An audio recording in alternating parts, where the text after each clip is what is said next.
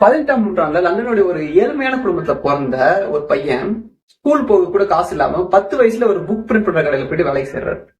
அந்த கடையில book printing முடிச்சுட்டு ஈவினிங்ல கிடைக்கிற டைம்ல அதே புக்கை உட்காந்து படிச்சு தன்னோட டீனேஜ் லைஃப் ஃபுல்லா நிறைய நாலேஜ் வந்துட்டாரு.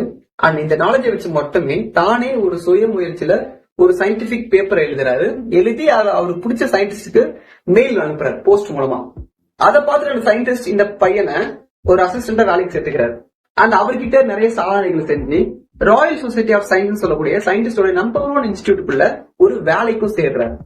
அண்ட் அங்க சேர்ந்துட்டு அந்த இன்ஸ்டிடியூட்டுக்குள்ள எலக்ட்ரிக் ஜெனரேட்டர், எலக்ட்ரிக் மோட்டார், எலக்ட்ரோலைசன்ஸ் சொல்லி இன்னைக்கு உலகத்தை மாத்தின பல்வேறு இன்வென்ஷன்ஸை கண்டுபிடிச்சு அதே சொசைட்டி பிரசிடென்டாவும் மாறுறாரு. ஒரு ப்ராப்பரான ஸ்கூல் எஜுகேஷன் கூட இல்லாம உலகத்தோட நம்பர் 1 சயின்ஸ் இன்ஸ்டிடியூட்டுக்கு பிரசிடென்டா மாறின மைக்கேல் ஃபாரடேவோடைய கதை நம்ம எல்லாருக்கும் ஒரு உதாரணம். யார் வேணாலும் எந்த நிலைமையில இருந்தாலும் விடாமுயற்சி அந்த உழைப்பால மட்டுமே எதை வேணா சாதிக்க முடியும் அப்படின்றதுக்கு. தேங்க்யூ ஃபார் வாட்சிங்.